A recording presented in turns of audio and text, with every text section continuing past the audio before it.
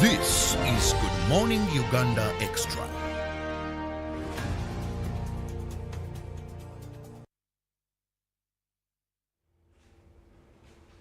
Thank you for being with us on UBC TV. Welcome back from sports with Ruben Pima Kasera Chividango for the sports lovers. It is now time for Good Morning Uganda Extra, an extension of Good Morning Uganda, where I have guests in studios. We discuss issues of national importance, and of course, we ensure I find solutions to some of these disturbing problems in our communities. Now today we are going to be discussing a very pertinent issue. Why? Because it affects more the girl child, and that is teenage mothers. During the time of COVID-19, we remember the reopening of schools. One of the things that came out clearly there was children who had conceived during the COVID-19 lockdown, young girls. And these are called teenage mothers. Should they be admitted in schools as they were opening? Yes or no was a debate. Some were lucky they were admitted. Others, they were told to first give birth, deliver, go back to school, which wasn't a guarantee that actually they would go back to school. Some, we want to believe, have gone back to school. Others, they may never, ever step in a classroom because they were condemned for having given birth while still young or before the age of 18 or being independent enough to start looking after children. Now, joining me on set this morning are two students from Makerere University that have come up with an initiative called EduSave, Teenage Mothers. Educate, or let's save the education of teenage mothers. A second chance is what they're advocating for. And these include Anderea Nansereko. Nansereko, you're most welcome to our studios this morning. Thank you, Mr. Chirabo. I'm definitely glad to be here. Thank you for having me. Then I have on the other extreme end, I have Ruth Kobutunji. You're most welcome, Ruth. Thank you, Chirabo. I'm definitely glad to be having this conversation. Let me begin with you, Ruth. You're not a teenage mother. I'm not sure. I mean, you didn't have this bad experience because in the African setting, it is unfortunate. It's an experience no one would want to go through. But what drove you, what took your passion into looking at this? We have not been a victim, but feeling you have to come out and ensure that we save their education. Speak out. Let the world better understand that this is just a temporary situation that should not hold people really out of school. What was your passion? Thank you, Chirabo. So my passion is definitely a story. I happen to come from a large nuclear family where we are 7 children. I happen to have 4 sisters and 2 brothers. But of the 4 sisters, 3 of them happen to be teenage mothers.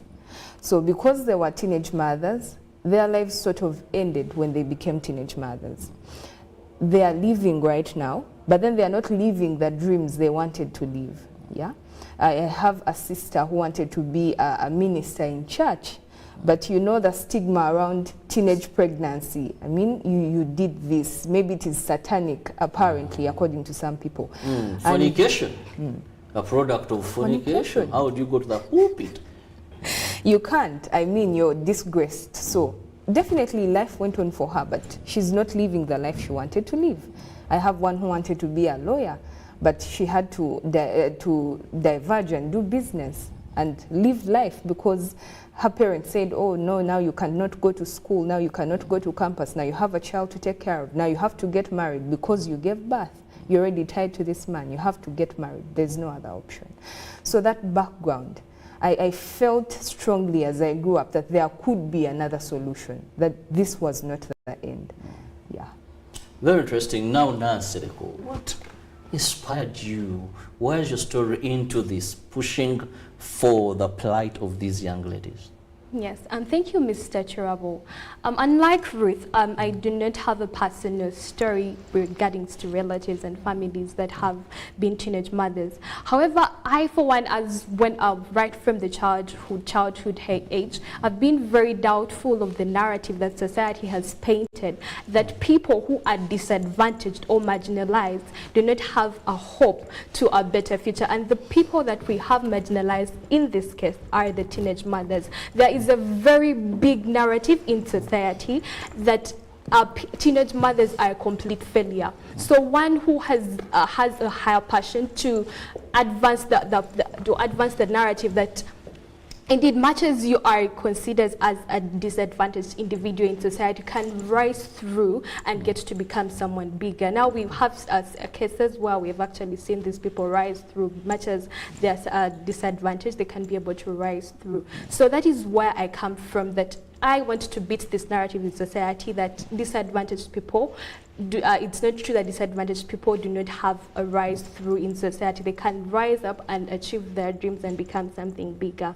And then two, I come from a society where the largest percentage of people of my age are already mothers.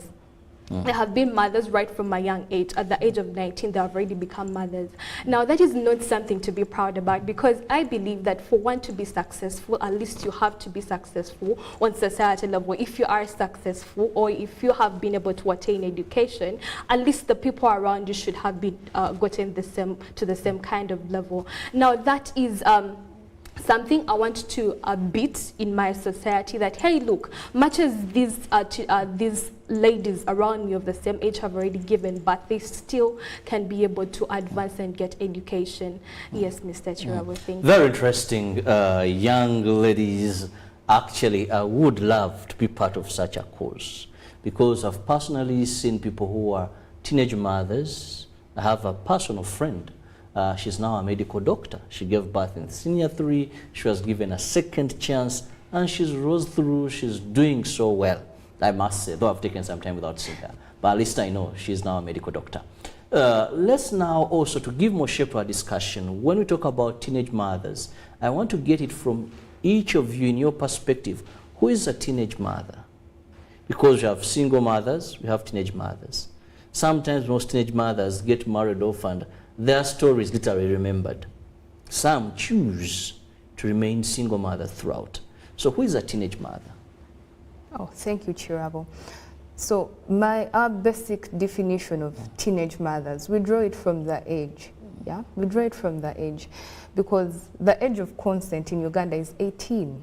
Yeah, and we know that there are a number of teenagers from 13 to 18, but then we know maybe 19 may not be such a big problem because you're above the age of consent. However, now people who are below 18, the society is painting them as, maybe you have sinned, you have fornicated, why did you have sex, why did you get pregnant, why did you, and all this blame we put on them. However, the key thing is that teenage mothers are people who are victims. Yeah, we all make bad decisions. Yeah, you can wake up, Chirabo, and make a bad financial decision. Yeah, and you're going to get bankrupt. Even a bad relationship. Even yes. a bad relationship, people's marriages have ended. Yeah, but the thing is, people the matured people, adultery has become the order of the day. It wouldn't be legally and morally right, but we do these things, they happen. Thank you, Chirabo. The thing is, anyone can make a bad decision. Yes. It's just that most of the people's bad decisions do not end in you being pregnant and being looked at as a shame. So the thing is, if elder people who are consenting, who are 40, who are 30 can make bad decisions, what of these people that are below 18? Yeah? They are more liable to making bad decisions. They are young, they are victims. So one, I believe they are victims. There are people who cannot give consent. And on top of that, when they are in this bad situation where they need care, we have abandoned them. That is who a teenage mother is to me. Nansereko, that was said by Ruth. Yes. Brings me to one thing. You see, your voices, many people have looked at you, advocates, people that push for this. I'm one of the people that believe they should be given a second chance. But on various forums we have participated, at a certain extent we are criticized as people that are promoting immorality, people that are defending what should have been condemned, people that are not maybe culturally well-grounded, sometimes even one told me spiritually. You know, what are you promoting? If we make it clear that we can give these children a second chance, these teenagers a second chance, we want their rights, if there are there, to be respected, then we are sending a wrong message to others. They will say, no, give birth, go back. Study still to achieve what you are achieving. That when we remove this fear, when we pull away this curtain, then what is going to happen? That is going to do more harm than good. The numbers will spring up. At the end of the day, we'll have a bigger problem than we think we are solving. What's your view of such?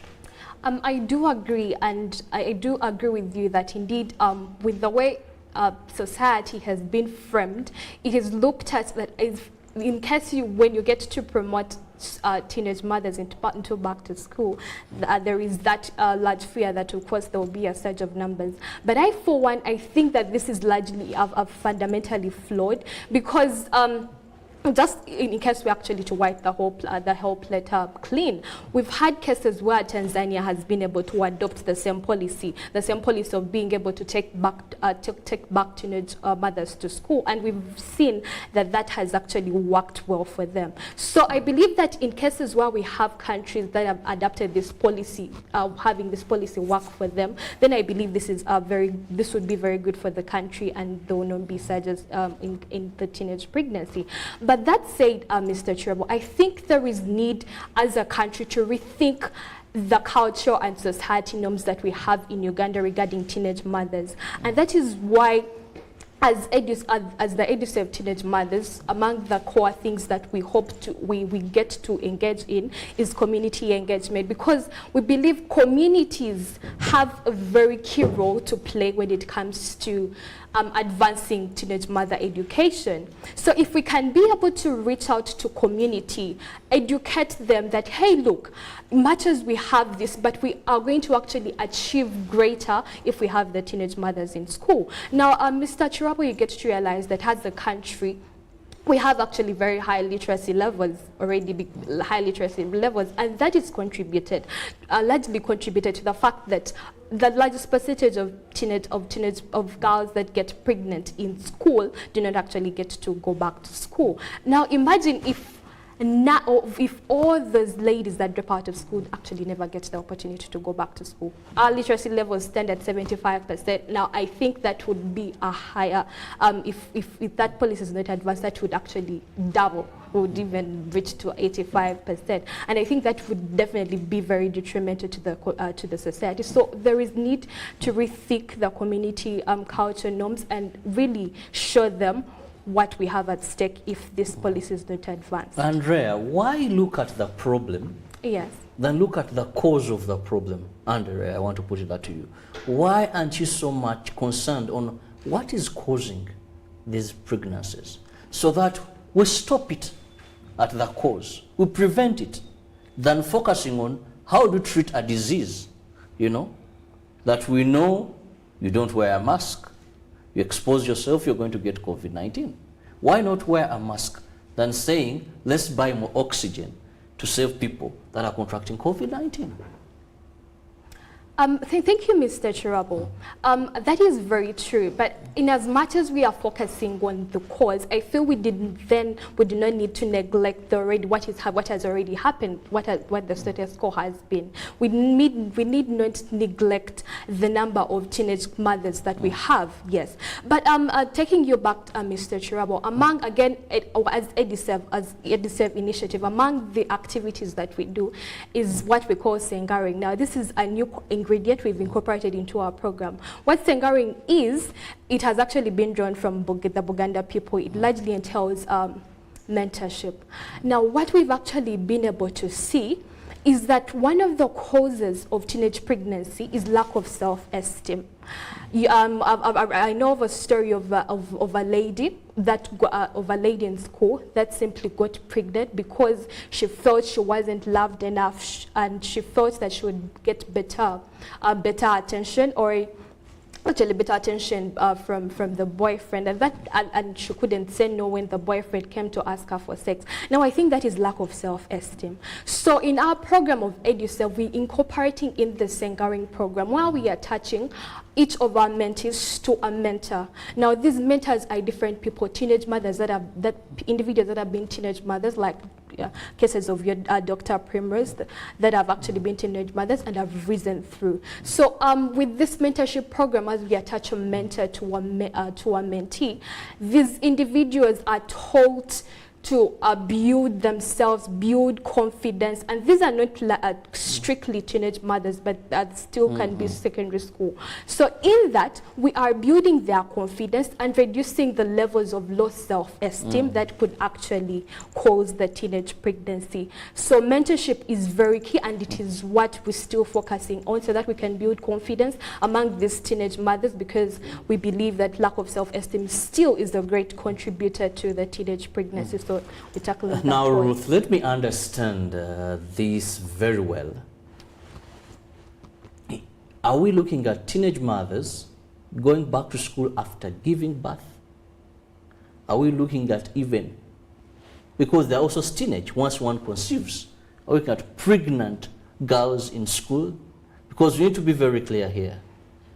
Church will tell you, for us, we are okay. We shall give them a second chance in our schools after giving birth. Government was of a view that they go to school even when they are pregnant, so that they don't miss out, because we are not sure that when we tell them that wait and give birth, then go back to school, we are not sure if they will go back to school after giving birth. So rather not break the chain of continuity, they rather still be in school. Maybe they break for a few months of breastfeeding, but when they're in school. So your advocacy, at what angle are you looking at this? Thank you, Chirabo. So our advocacy right now looks at the center of it all. We are supporting teenage mothers to be in school. But then it is an interesting question, yeah? We know that there are two views. We know that the church is saying one thing, the government is saying the other.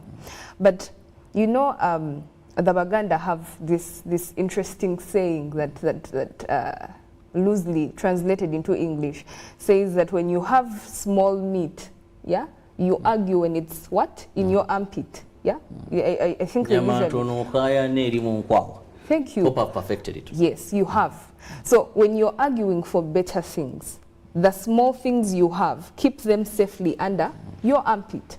So at this point, we look at the ideal situation would be those that are pregnant, that want to be in school, let them be in school. Yeah? If the girl feels that I can do it, I have 3 months left, but I can still be in school, I can make it, I have studied enough, let them be in school. But then there are those who are going to say, no, the pregnancy is overwhelming, I have to first stay at home, and I'm going to come back, which is okay. At the end of the day, are you going to come back to school? Are you going to study? So as we are saying, let two sides come together, let ideal conditions be there, so that people who are pregnant and want to be in school, they have safe centers where they can study, where people are not going to talk at them, where teachers are not going to give examples about them, where they're not going to be stigmatized. They can be in school and study. But when that is not achieved, as we are advocating, let us keep what we have. If church schools, because we have schools that we have reached out to and they are church schools, and as you have said, they don't want pregnant girls in school, looking pregnant, walking around the compound and giving a bad influence to other students. If that is what they can offer, that is what we take. Because girls, you cannot shift a girl from Gulu and bring her to Kampala.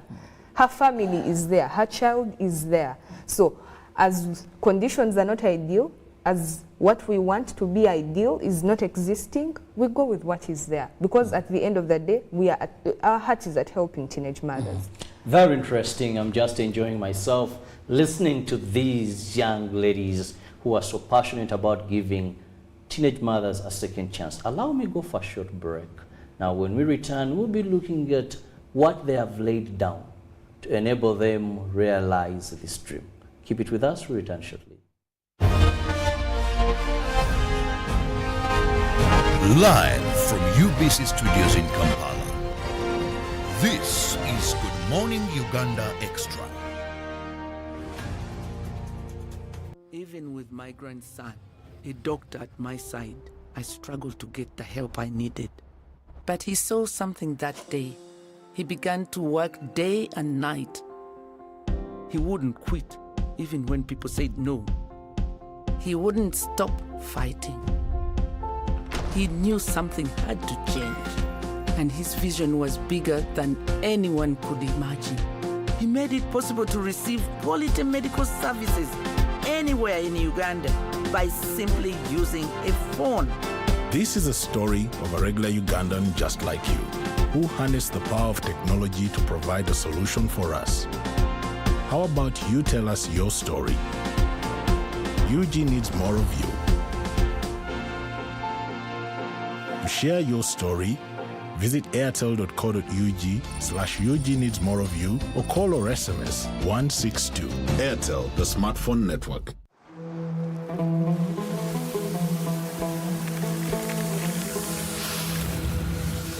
A World Cup in the desert? The first one in the Middle East. The first to be held at the end of the year? That's crazy.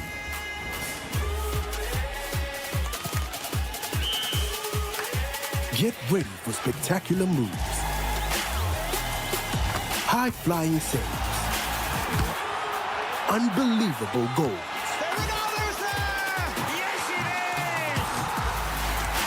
out-of-this-world celebrations. Would you believe it? What a moment here! All 64 matches live. That's over 5,000 action-packed minutes of the FIFA 2022 World Cup Qatar. Now that's crazy. Catch all the action only on SuperSport, your world of champions. On Go TV. Love it. It's no secret that ICT makes learning easy. The strides made in our field could not be possible without it.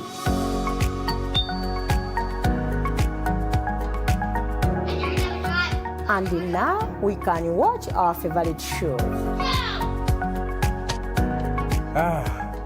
My radio is my best friend. UCC provides an enabling regulatory environment and policy guidance for healthy competition. We also facilitate ease of doing business in the communications sector through licensing, standardization, spectrum management, tariff regulation, rural communication development, and consumer empowerment. An informed consumer is an empowered consumer.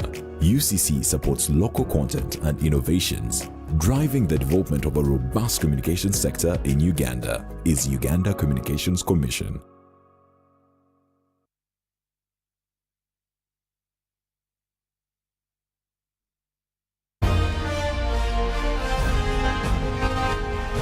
Live from UBC Studios in Kampala. This is Good Morning Uganda Extra. Welcome back from that short commercial break. It is Good Morning Uganda Extra. I'm Robert Chirabo Nyonyitono, and I'm blessed with, by two ladies. This is Andrea Nansereko and also Ruth Kobutunji. These are students that are advocating for the rights for a second chance for teenage mothers, and they're all students from Makerere University. They have tasted the sweetness of being in school and feel these teenagers should not be deprived of their right simply because at one point they made a decision that wasn't at their best, or many could be victims of circumstances. Others maybe they're victims because a crime occurred, and above all, they're not yet 18, so they did not consent. These are innocent minds that could have been exploited by evil-minded people, sometimes grown up, sometimes even age mates, because I've ever seen a 17 and 15, and I wondered now where does the law start. But we are still looking at this. And now, Nansereko, how are you planning to achieve this?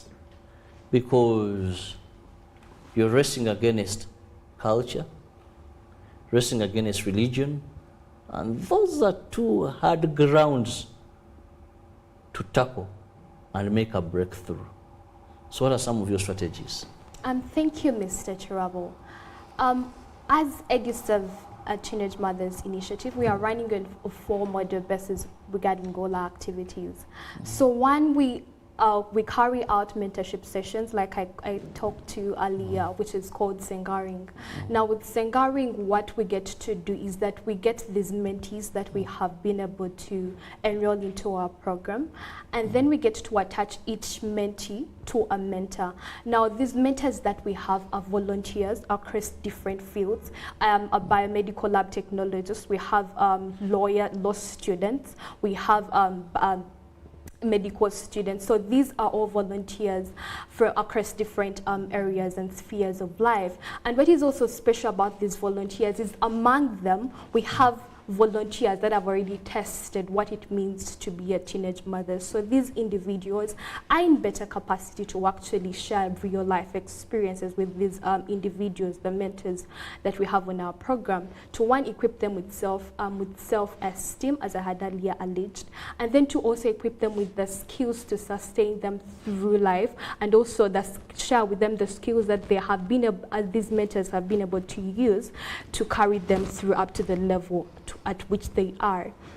Then secondly, Mr. Chirabo, you talked about something very important, that right now we are having stigma right from the society, where we have stigma from cultural leaders. We've had religious leaders clearly, publicly come out on screen and tell and express their views how they are not comfortable with having these individuals back to school. But you see, as EduServe, and a key component that we identified is community engagement, because we as a team, we believe that communities have a very large role to play in this, and to tackle them, there is the need to have them rethink their beliefs, to have them rethink their ideologies into a perspective that we believe would be more prosperous to the country. So we have community engagements, and in these community engagements we get to reach out to different areas. So far we've we've had community engagements in areas such as Masindi.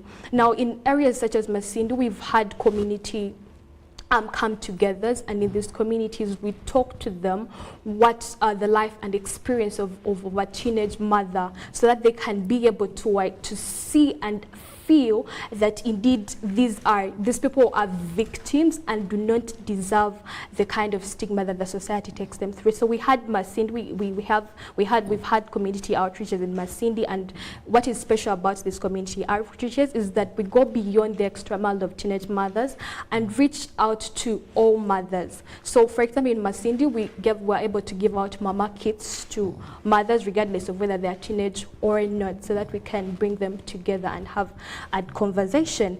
But then thirdly, we have the avenues of fundraisers. Now fundraisers is also an activity that we run on our initiative.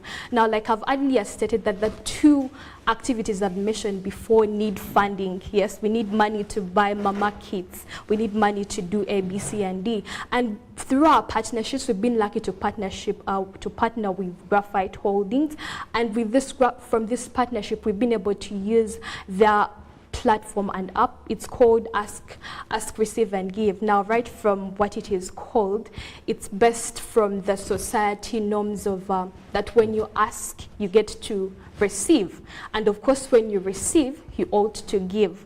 Now what this platform helps us do is that it helps us run successful fundraise campaigns from the public, so that we can be able to get the money to fund our activities. And also, secondly, it helps through this online app, we are able to register volunteers, because manpower is very key in all these things that we are running. So it's accessible on askreceivegive.com via online. And then lastly, we hope we actually, in our initiative, we get to have dialogues. Again, like you had stated, there is a way society is so entrenched in the morality of the immorality of teenage mothers, and that is something that needs to be deconstructed. And these dialogues are things that we get to use to penetrate through society to deconstruct the deconstructive ideologies. Well, looking at those 4 initiatives, that is community engagement, fundraising, like you've said, dialogue and mentorship. If well taken to communities, I just want to believe that we shall ensure that more teenage mothers go into schools. But now, Ruth, also, when you talk about teenage mothers, what initiative, if any, have you taken to look at the boy child? Because most of the time, so far I'm a father of a boy. I don't know if I have a girl, maybe. But I feel that there's so much attention that's being given to the girl child. And as we leave the boy child, on the other hand, now, recently, our new Archbishop, the head of the Anglican Church, Dr. Stephen Kazimba Mugaru, launched an initiative to look at the boy child. That these days we're not only seeing teenage mothers as a product of mature men that have taken advantage of them. During COVID, I visited a number of these, I interacted with a number of these girls, and they will tell you, my boyfriend, we know how now modernity, civilization has brought relationships, child relationships, too close than when you were in school, when you were at university. One's first boyfriend would be at campus or after. Today, one's first boyfriend even is as early as P7. And now this boyfriend with the girlfriend, all below the age of 18, we get a product. Do you have any initiative where, unlike many NGOs and the government at times, you look at the boy child as well? Thank you so much, Chirabo. So, in our initiative, I like to emphasize the fact that it is not only women or girls that run this initiative. Our partners are not limited to women, and they are not limited to females entirely, no. Definitely, first of all, our mentor to start with, who mentored us, helped us develop our vision. We had the passion, we knew what we wanted to do. However, we said, now, who is going to help direct us?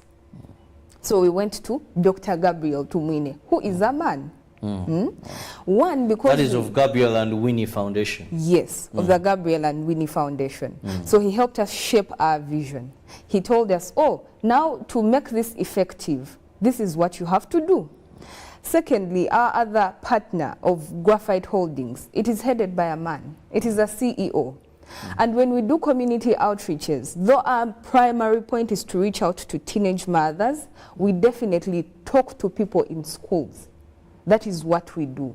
Because looking at our photos, our community outreaches in Masindi, we usually always have males, i.e. we call pregnant women, and if possible, they can bring along their partners, who are males, definitely.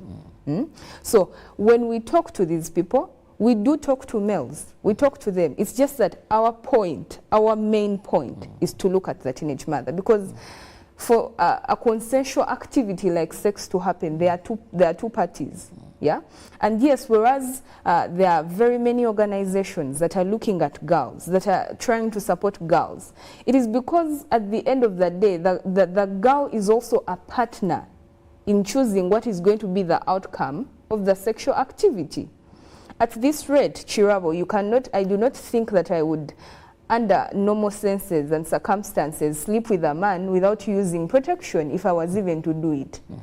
I don't think that anyone there who is informed and has taken it upon themselves, yeah, and they are females, they could do that. Yes, so we do upload people who are doing work with male people. We do actually have people on our teams who are males, and when we are developing every project, whatever concept we are going to present to the community, we always have male people on the team. Is it acceptable? How will they perceive it? How can we make it better? Because at the end of the day, yes, girls are also partners in the activity, but even boys are also partners. So yes, we do consider boys, so our main point is girls, teenage mothers. So interesting. I must say I'm enjoying this discussion, more so the fact that they're talking about the plight of teenage mothers. One person once said, they've already been punished. Do not double punish them by denying them the right to education. We all make mistakes, but even God gives us a second chance. These days are simply saying, give them a second chance. We have killed so many doctors, so many nurses, so many would-be strong politicians that would cause the desired transformation for this country. But because we simply condemn them. Well, time is not so much on my side. Let me have your final remarks, beginning with Andrea. Thank you, Mr. Chirabo. I would still re-echo most of from your conclusive statements. These are individuals that have dreams, yes. And they actually, because they do have dreams, there is no reason as to why we need to sacrifice their dreams simply because we see they have made a mistake. Yes, we all make mistakes. So how about we give them a second chance because they deserve the second chance. We are all individuals who deserve the second chance. So why discriminate them from getting the second chance? So let us give girls and teenage mothers a second chance through EduServe initiative. Thank you so much. Well, Kobutunji, your final remarks? Thank you, Chama girl. Sorry, Chirabo, I'm so sorry. At the end of the day, I do believe that culture, our beliefs, our religion is meant to preserve our people. Yeah, it is meant to make us better. It is meant to preserve us. When they tell you not to kill, it is so that at the end of the day, you do not decrease the population, you do not kill someone who would have been important. So at the end of the day, all these things that we have constructed in our lives, culture, religion, we have put them to preserve ourselves. At the end of the day, if we do not give teenage mothers a second chance and we let them lose their dreams, they lose themselves because it is a cycle. If you do not help them, they are going to give birth to more teenage mothers, they're going to give birth to boys who are not going to have education, and at the end of the day, we are not preserving what we want to preserve. So I do think and believe that we can come to a common ground with culture, with religion, and at the end of the day, preserve the people that we want to preserve. Thank you, Chirabo. I want to thank you so much, young ladies. That is Ruth and Andrea. Thank you so much for this noble cause. I must say, I must join the fight to ensure that we give these teenage mothers a second chance. But I also want to thank Dr. Gabriel Tumwine of Makerere University. Thank you so much for giving a helping hand for identifying these young girls with their dream and helping them realize the dream of reducing. One thing that Ruth talked about in her concluding remarks that I feel very important. If we are to break the chain, we must ensure teenage mothers continue with school. A teenage mother is very unprivileged if they don't go back to school. The product equally has the same chances. You're going to have more illiterate young boys, more illiterate young girls, because you would have saved that by simply empowering this young mother. If she's educated, she will educate the child. And who knows, the product will not be a teenage mother. Have a lovely day. May the Almighty God bless you. Stay safe.